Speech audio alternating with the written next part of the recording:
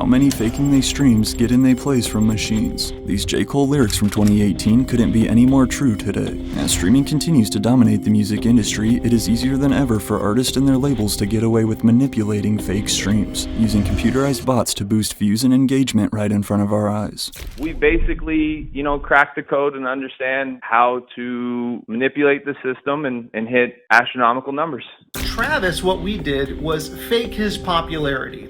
I programmed a fleet of SoundCloud bots to artificially inflate his play counts on SoundCloud. From many of the biggest rappers on the planet getting called out for tampering with their streaming stats, including most recently Kendrick Lamar, whose manager allegedly paid this random guy on the internet to boost Not Like Us for a rumored extra 30 million Spotify streams. Most recent song I did do all the bots for, well, most of it was Not Like Us. However, in a time where it's hard to even tell what is real anymore, how can you know if a rapper is botting their streams? Well, in this video, we'll not only learn how these Viewbots work and how to detect them for yourself, but then also see exactly which artists and labels are actually faking their stats. They say numbers never lie, but as we get to the bottom of the music industry's biggest question, do streaming numbers lie? The idea of using non-human bots to inflate your streams stirs up controversy over artistic integrity every single time. However, the truth is, faking engagement is actually a very common practice in the murky music industry. We agree to a certain amount of money for a certain amount of streams. One anonymous A&R at a prominent label tells Rolling Stone, "We're good, we just need performance-enhancing steroids to be a little better." In a market as competitive as the music industry, artists, and more specifically their greedy record labels, are always looking for ways to get a step ahead, even if that means cheating and hotwiring the system. It's one of those things that everyone in the industry knows is going on. Which is? Faking the streams. It's a real thing. You're just trying to get a song moving, another anonymous artist manager says. If paying for streams works, then it's like a booster pack. The obvious goal here of faking streams is to make an artist appear more popular and more listened to than they actually are. Because in today's world, your online perception and clout can honestly play a huge role in your success, as fans tend to follow trends. For example, let's say a song has 50 million streams. That alone is great social validation for a listener to press play. Because if that many people seem to like the song, then odds are you probably will as well. Here in 2024, the two main platforms you'll see artists fake their streams on the most are YouTube and Spotify. Considering the fact that not only have YouTube audio streams been factored into the Billboard Hot 100 as well as other song-specific charts since 2013, but now since 2019, music video data is also being counted too. Meaning that for these major record labels with tons of money to blow, this essentially opens the door for them to be able to pay their way to a #1 hit. They're not doing it to the dude across the street and giving him 1 billion streams. They're doing it to people who really can get 500 million. But let's just pump it to get 900. Yeah. Now you're getting #1. Now you get so #1. you can pay for a #1. Oh, yeah. And this is not me speculating, right? This is me talking to top 5 most streamed artists in the world. As we'll see in a second, using computerized bots and artificial playlists, it's actually easy to fraudulently blow a song up. My company has had our hand in more than 100 hits on the Billboard Hot 100, states Joshua Mack, a self-proclaimed digital marketer. According to their website, Joshua's company 3BMD is a digital agency offering a variety of different services in the online world, including music distribution and marketing. However, as it turns out, 3BMD is just one of the many third-party companies which help artists and labels bot their streams. For concrete proof of this, in 2021, Rolling Stone magazine was able to obtain a leaked audio recording of a phone call between Joshua Mack and members of the Blueprint Group. As their website reads, the Blueprint Group is a full-service talent, artist management, and distribution powerhouse based in Atlanta, who has worked with numerous Grammy Award-winning artists. And although this leaked phone call was only released to us in a few short snippets, it still reveals the truly shady business that goes down behind the scenes. One, we're saving the album and running the numbers up. That's the first thing. Across multiple devices, all premium. During this recorded phone call featuring 2 of Blueprint's CEOs, as well as their head of digital strategy and chief marketing officer, the 4 of them discuss options with Joshua to boost an upcoming album from one of the artists they manage, G-Eazy, who currently sits at a supposed 23 million monthly listeners. "I want this to be big," recalls one member of G-Eazy's team on the call, after predicting that G-Eazy's project in discussion would sell around 20,000 first-week units organically, but with us, Joshua Mack says, he will do at least 30,000. along with telling the Blueprint Group that he's allegedly worked with a wide variety of major music stars and prominent record labels. Joshua also provides them a price for his services, ranging between $30,000 and $50,000. Meanwhile, a sales deck from 3BMD, also obtained by Rolling Stone, shows that Joshua's company offers 1 million YouTube views for $12,000, as well as comparable rates for Spotify. And according to him, at least, there's no shortage of business. We don't even work independent artists anymore. We don't have time unless they're signed to us. It just doesn't make sense. The reality is these smaller and independent record labels are especially concerned about this cheating, mainly for two reasons. First of all, because streaming services such as Spotify pay all their artists out of a total pot of revenue rather than per individual stream. Artificially boosting numbers provides bigger payouts for artists involved with the fraud, while also taking away money from those who aren't, the artists who are actually grinding the organic way from the ground up. You're gonna spend real money to get fake streams that equate to real money. So that's why they think it makes sense, because it's like, okay, the streams are fake, but the money's real. However, the second reason that you rarely see smaller artists boost their numbers is simply because it would be too obvious to fans. For example, back in 2021, after Money Man's new single, LLC, racked up an incredible 8 million views in just one day, on a song I don't think any of us have ever heard before, the internet instantly knew that Money Man and his team were buying fake streams. In addition to the video's only 1,000 comments and 100,000 likes, again, it couldn't have been more obvious. This inconsistency here of views to likes to comments ratio is the number one way to tell that an artist is botting their views, at least on YouTube. Combined with an insane amount of basic YouTube bot comments or emojis spammed from newly created accounts, you may also notice inconsistent engagement across other platforms too, such as French Montana, who was called out for faking his streams in 2019. 3 months after dropping his single, Writing on the Wall, featuring Cardi B and Post Malone, fans noticed that French and his team were clearly tampering with the song's numbers. While the track had charted for 5 weeks, which was expected seeing the huge name features, it would then leave the Spotify charts for what would have typically been the last time. However, as the song out of nowhere climbed back up the charts, reaching all the way up to number 21 on Spotify, fans pointed out that Writing on the Wall was only number 1,192 on the Apple Music charts, which immediately raised red flags. And whether or not French and his team were genuinely the ones responsible, after these cheating allegations went viral, French Montana would instead throw the blame over to fellow rapper 50 Cent. When that hate don't work, they start telling lies, baby. Go keep buying my streams and telling them I'm faking streams. I checked on it.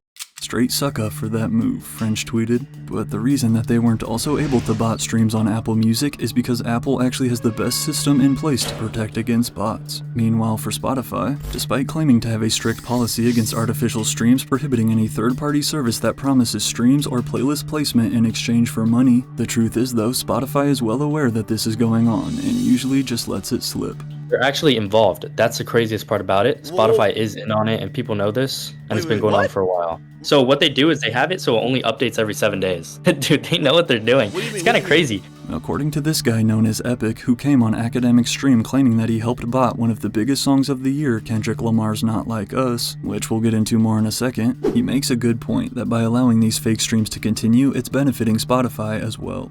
That was Spotify's way of saying, we know what's going on. We're okay with it. We're profiting off it. It just can't, of course, somebody doing 1 billion streams on your platform is a good look for your platform. Yes.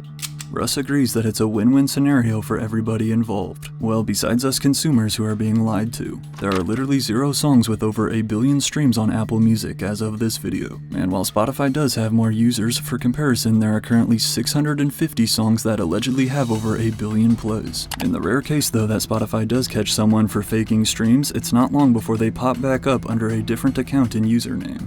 What has happened is a lot of these DSPs have gone after people that have been super heavy in this space. I already went through that crap with Spotify. They took all my playlists, and I had to figure out a way to do it myself. I build 40 to 60 playlists a week, and they're going to be consistently being built every week. So it's all about scalability. However, now that we've seen just how common of a practice this is in the music industry, it's time to answer the question: how do fake streams actually work?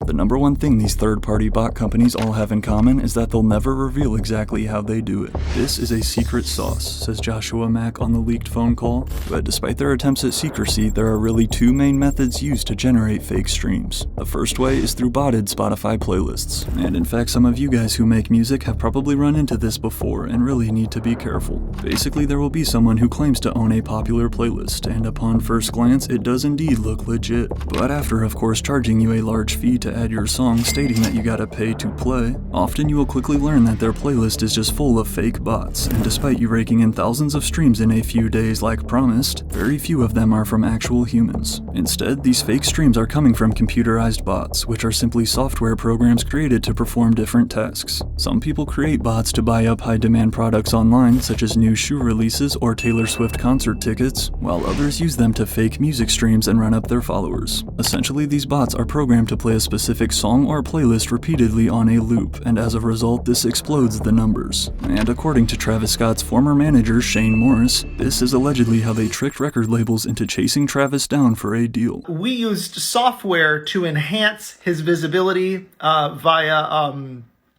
the wrong means. I was a junior level software engineer and I had just finished working for MySpace Music. So I worked in the technology side of music. For Travis, what we did was fake his popularity. I programmed a fleet of SoundCloud bots to artificially inflate his play counts on SoundCloud. This told record label executives that he was much more popular than he actually was. We also did the same thing early on with Twitter. Today, though, most consumers listen to music via their cell phone, so if you notice that a high percentage of streams are coming from desktop devices, this can also indicate that the streams were likely fake. However, that isn't always the case, because thanks to recent developments we've made in technology, the second method involves creating fake phone devices on a computer to stream songs automatically, a technique that Epic was willing to share with academics since he claims he is retiring from botting. I'll actually just tell you how I do it, because like I'm not interested in, in doing this anymore. A long time ago, like before phones and computers were big things, you've probably seen videos. They have walls of phones, but nowadays, they have emulators. So it's like a Samsung emulator, an iPhone emulator. You could pretty much make a fake phone on your computer, and they work as real phones, and they technically count as phone streams because, you could play it off Safari or Google Play Store. The recent use of these fake phones makes it even harder to tell what streams are real, versus if they came from some random streaming farm. You can even buy territories as well, another strategy consultant tells Rolling Stone. You can have the plays come out of Brazil versus Argentina, really anywhere you want. However, while I definitely don't recommend buying fake streams or views in any type of situation, the truth is a lot of times these artists don't even have a say in manipulating their stats, and in many cases they aren't even aware it's happening to their own music. All artists do it, and it's not them who do it themselves. Obviously, they're not going to reach out to me. They're not going to reach out to third party. Labels have teams who are quote unquote marketing teams that have connections that reach out to people. A lot of artists do it. I don't think any of the artists know that their streams are being faked. Wow. There's a buffer. There's a label. The label's the middleman between the fake streams and you. So if it comes out that so-and-so is faking their streams, you can just play dumb. Throughout the 100-minute leaked phone call between Joshua and the Blueprint Group, there was no indication that G-Eazy himself knew about this discussion to boost his streams. And while, like Russ said, as an artist you really wouldn't complain about it, the problem then comes when they think they are big enough and go and try and sell tickets for a large venue tour but end up having to cancel it because they can't sell enough seats. And we've seen plenty of recent concerts and tours get canceled. But whether or not you actually believe that this guy's telling the truth about botting Not Like Us, while Drake of course believes it's true commenting on a live stream, can you backdoor Eddie, the co-founder of Kick, like Spotify backdoored the streams for that one song from that one guy? Again, there's no way that Kendrick himself knew about any ideas to fake his streams, if this did really happen. These are heavy allegations. I realize the platform, and again, I know people might think that, no, I'm just trying to make Kendrick and his team look whatever. This most likely isn't Kendrick Lamar himself saying, hey, fake my streams, but through the process of what the music business is, he has a team. That team works with people. They work with digital marketers all over the place, and some of those people might be like, hey, listen, we need to make this shit really go viral. As a full-time third-party digital marketer under the age of 18, this kid known online as Epic claims to have already made over $1 million through his techniques working with major labels. A label or an artist hits me up. They say, hey, we're doing a release this day. We want this many plays, and we want it to happen this fast. And then I'd go into my software, and then I'd put in, like, it depends on how they want it, or if they want it to look a certain way, if they want it to be from a different country.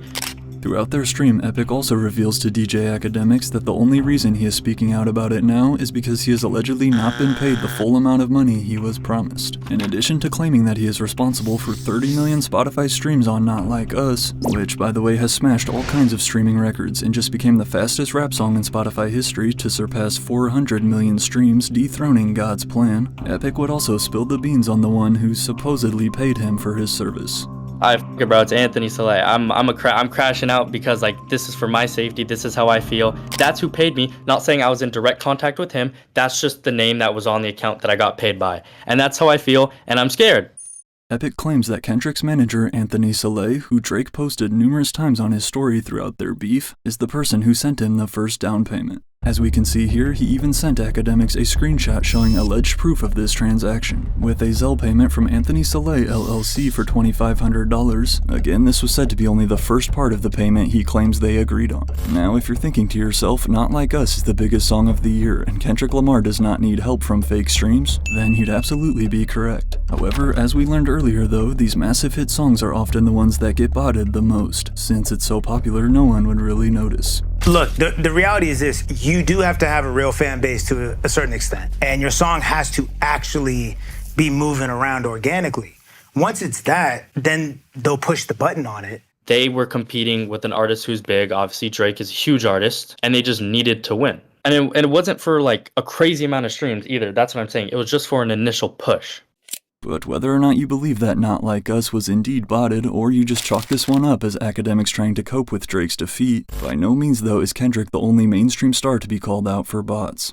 Don Toliver, or more likely Cactus Jack and Atlantic Records, are shamelessly botting fake YouTube views and comments on his new single, and it's painfully obvious. My homie Bryce Fitz tweeted before his account was mysteriously suspended shortly after. Back in 2022, fans noticed again this inconsistent ratio between views, with over 7 million in 2 days to then only 52,000 likes, which is an extremely low amount of likes for that many views, as well as the obvious bots spamming random emojis all over the comments. For comparison, here are the numbers of Offset and Gunna's new music video Style Rare, two extremely popular rappers at the moment, but yet the video still hasn't hit 1 million views and it's been 3 days. Not to mention it has just as many likes as Do It Right. However, after fans caught wind of Atlantic Records inflating Don Toliver's views, they also noticed the same thing going on with more of their signed artists on YouTube, as rappers such as Roddy Ricch, A Boogie, and even Lil Uzi Vert then started getting called out. The labels are spending money, devil's advocate, they're treating it like a marketing expense. Because in a sense, it almost is. You're gonna spend 100 grand on billboards, you're gonna spend 100 grand on streams. Right. We also can't forget, back in 2016, Jay-Z's streaming service Tidal was exposed for massively boosting numbers for two specific artists on their platform. First was Jay-Z's wife, Beyonce, whose sixth studio album, Lemonade, initially released exclusively on Tidal and appeared to have racked up an incredible 306 million streams in its first 2 weeks. Then the second was Jay-Z's good buddy, Kanye West, whose 2016 album, The Life of Pablo, also dropped exclusively on Tidal and was reported to have been streamed 250 million times in its first 10 days. However, fans instantly question these crazy numbers. Seeing as the fact that at the time, Tidal only had 3 million subscribers, this means every single user would have had to been replaying these albums nearly a dozen times every day, which was definitely not the case. But as social media and the internet have continued to grow, so has the amount of botted engagement on these platforms. Of course, you have your live streamers, especially on Kick, who seem to pull in thousands of viewers but yet barely any comments in the chat, which Epic also claims that he has helped Viewbot for many of the biggest streamers on Kick, in addition to basically any other type of internet bots you could ever dream of or want. I also make my money off fake Instagram followers, fake Google reviews, fake Reddit bots, Twitter bots, anything you could think of social media wise. I could probably bot, and I probably have before. But to prove just how easy it is to fake social media clout, Epic had Academics create a brand new Instagram account from scratch, which he then easily botted 100,000 followers to it in less than 10 minutes while on stream. Send me the username of the account, make it, and I'll show you. Look at your notifications. Look at the accounts. Nigga named Zimmerman is not watching. Oh, this is a real person. I think. Oh, is it? Some of the accounts are made to look real, but they're actually not. Does it tell you how much is added so far? Oh shit, I got 2,000. I'm lit. Wait, did you make all these pages yourself? No. I have bots that automatically make them and scrape the internet for pictures, and they'll post them. Yo, you know what this will work on? Bitches. I swear. The shady business of faking online engagement has unfortunately been around for years, and as technology advances, it's only getting worse. However, now that we've seen exactly how common it is, especially in the music industry, just be aware that these massive numbers we see may not be totally accurate.